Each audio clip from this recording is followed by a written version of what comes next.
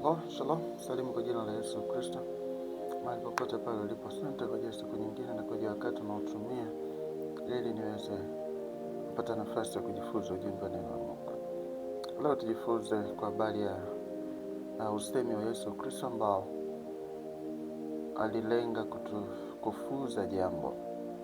Unapatikana kwenye kile kitabu cha Luka sura ya 12 mstari kuanzia wa 16. Ndiko anasema, akawaambia mithali akisema, shamba la mtu mmoja tajiri lilikuwa limezaa sana. Akaanza kuwaza moyoni mwake akisema, nifanyeje? Maana sina pa kuweka akiba ya mavuno yangu.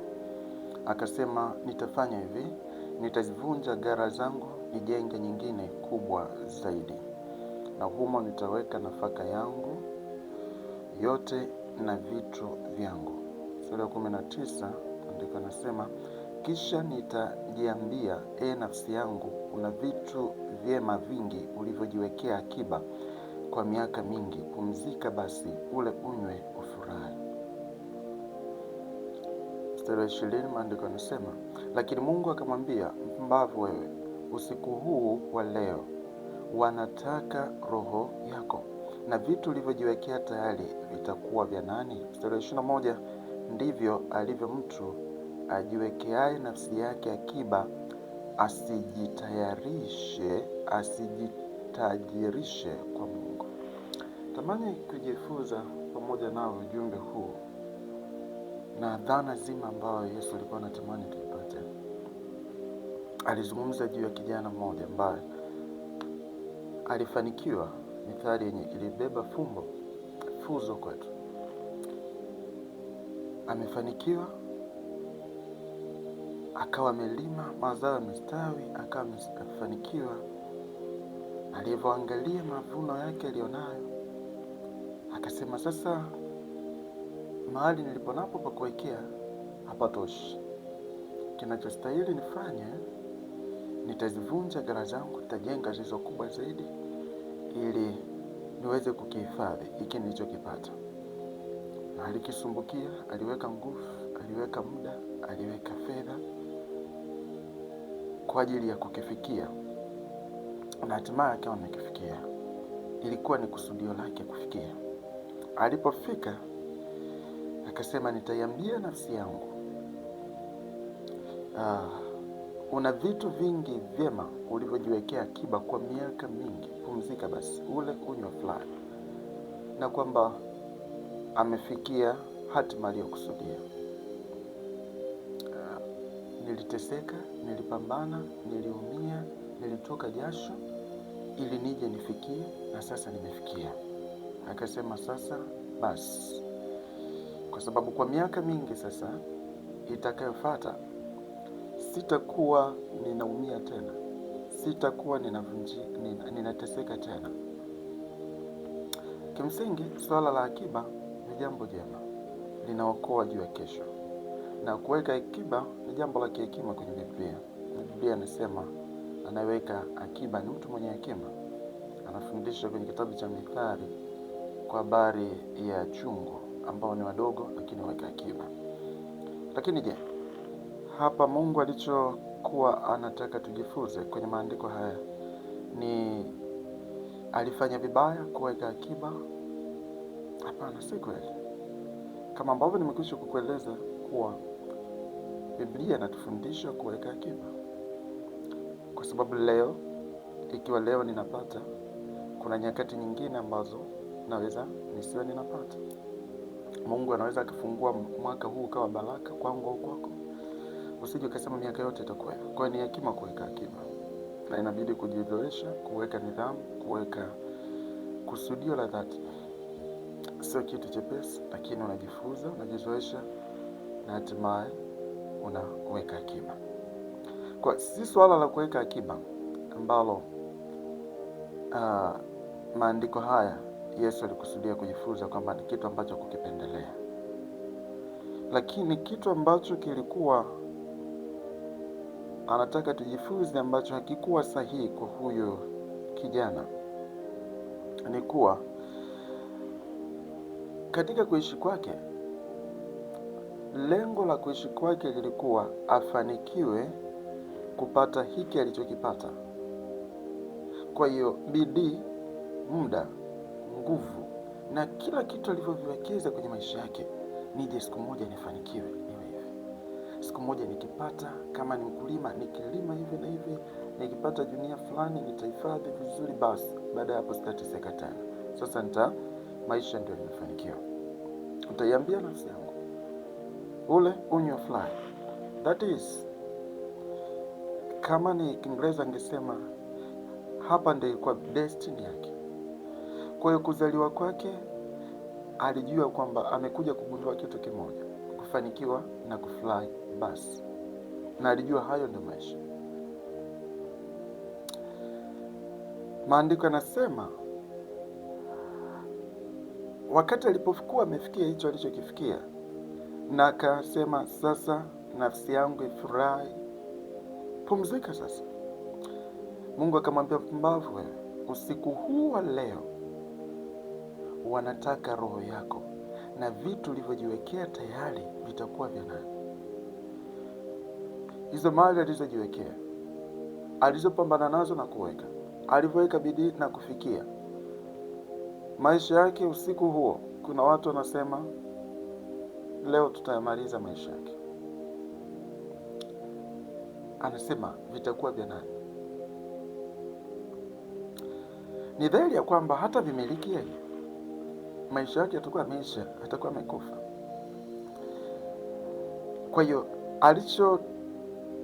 muda wote alioweka kwa ajili ya kuteseka kufikia malengo aliyosema ni malengo ya maisha yake, na hiyo ndio target, ndio shabaha ya maisha yake.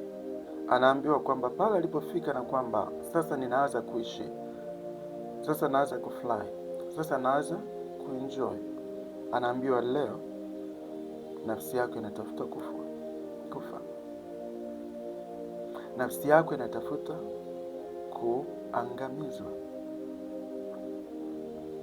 Je, ulivyojiwekea akiba vitakuwa kwa ajili ya nani? Ilikuwa ni swali gumu, na kwamba kumbe kuna watu wanatafuta maisha yako. Kwa hiyo hivi vyote vitakuwa ndio vimeishia hapa. Anasema ndivyo alivyo mtu ajiwekea nafsi yake akiba, asijitajirishe kwa Mungu. Aliiwekea nafsi yake akiba, alafu asijitajirishe kwa Mungu. Kwa maana gani? Kama amekuja amegundua maisha kwamba ni kutafuta mali na kuishi, hiyo ndio mwisho. Je, ukifa baada ya hapo nini? Una maana ya kwamba maisha yanaishia hapa duniani? Lakini hii inaweza ikawa kweli kwamba basi ulijileta duniani, you created yourself, you came, then you discovered that the purpose I have for this life is just to create wealth, to enjoy. So then what? Ni kwamba je, ulijiumba mwenyewe? Umekuja duniani kugundua utajiri, ukafly, baada ya hapo ni nini? Maisha yana maana hiyo, ni zaidi ya hapo. Na kimsingi mwanadamu sio msingi aje duniani agundue anavyotakiwa au anachokipenda ndicho kiishi. Kwamba umekuja duniani, umeoa, ndio mwisho. Okay, nioe niwe na watoto, niwe na magari, niwe na nyumba. Hatukuja duniani kwa ajili ya kutambua au kufikia hivyo vikawa ndio hatima yetu duniani, na haiwezi kuwa hatima. Umekuja duniani, umepambania, umekuwa kiongozi katika nafasi uliyotamani na umefikia, alafu kasema hapa ndio nimefika. Hiyo sio kweli. Mzizi na chanzo cha maisha yetu na maana ya kuishi ni hii, kwamba umekuja duniani na umemjua Mungu. twende. Maisha yako yasipokuwa na mahusiano na Mungu, kila kitu ni bure. Ni sawa na kujilisha na upepo, ni vain. Hakuna chochote cha thamani.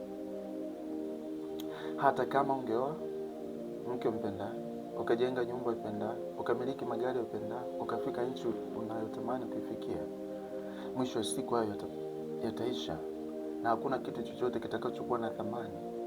Hakuna chochote kitakachohesabika kwenye ulimwengu ujao ya kwamba ulimiliki vingapi dunia hii. Lakini nani uliyekuwa naye kwenye maisha yako? Je, Mungu alikuwa na nafasi gani kwenye maisha yako? Si vibaya kupambana kwa ajili ya maisha, lakini maandiko yanasema, tafuteni kwanza ufalme wa Mungu na haki yake, mengine mtazidishiwa.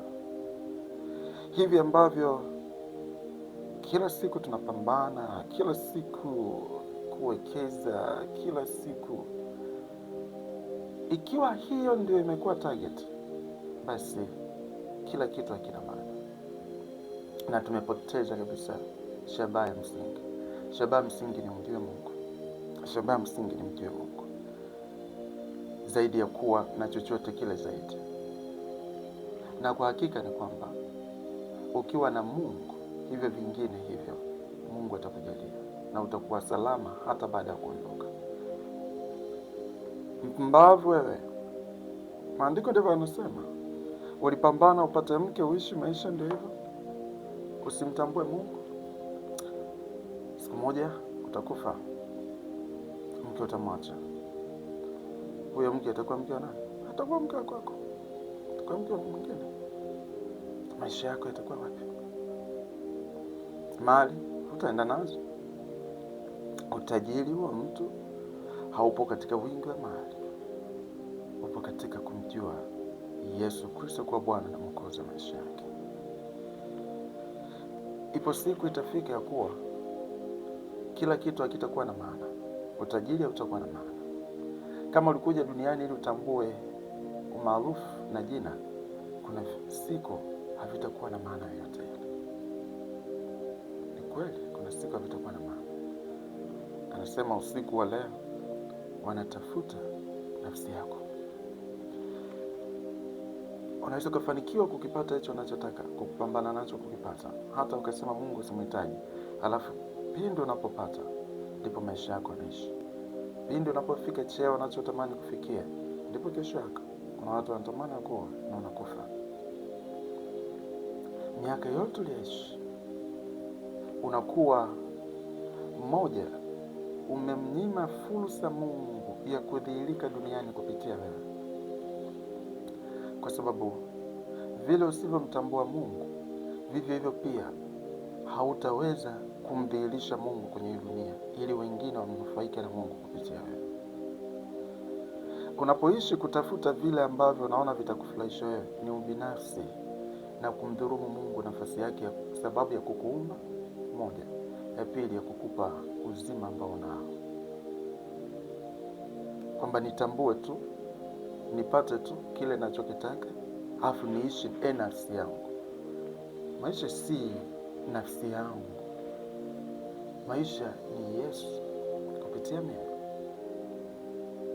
Aokoe wengine, aponye wengine, awatie moyo wengine. Kuishi ni Kristo. Kuishi si mimi. Kuishi si kwa ajili ya familia yako. Kuishi si kwa sababu ya ndoa yako. Kuishi si kwa sababu ya cheo chako. Kuishi ni Kristo. Huko ndiko kuishi kwenye faida. Na hapo ukifa ni faida mbele za Mungu moja, na kwako pia ni faida. Kwa hiyo lazima tujitajirishe kwa Mungu. Lazima tumjue Mungu. Katika miaka ya ubatili tulionayo duniani, lazima Mungu awe ndiyo chanzo na ndiyo sababu ya kuishi kwetu. Sikia, maandiko yanasema, itamfaa nini mtu endapo atapata ulimwengu mzima, alafu akawa hasara nafsi yake? Hey, it is nothing. Si kitu. Kwa hiyo mahali popote pale unaponisikia, ni kuwa focus na shabaha ya maisha yako iwe hii: kumjua Yesu Kristo kwenye maisha yako. Mjue sana Mungu na uwe na amani. Amani sio katika wingi wa vitu, lakini kwamba umemjua Mungu aliye sababu, aliyekuumba, anayekupa pumzi, ambaye anajua miisho ya maisha yetu, anayejua siku zetu. Huyo ndiye awe sababu. Nini ufanye? Badilisha mfumo wako. Badilisha mfumo wako. Usiweke utafutaji ukawa ndio msingi wa kila kitu, ndio ukatawala maisha yako kila kitu. Mtangulize Mungu, maisha yako hayatabaki vile yalivyokuwa. Asante mahali popote pale unaponisikia. Natumaini utabarikiwa na ujumbe huu. Nisaidie kitu kimoja: comment, share, subscribe. Utabarikiwa na utafanya kazi pamoja nami. Asante pamoja nami. Utakie wakati mwema. Shalom. Amen.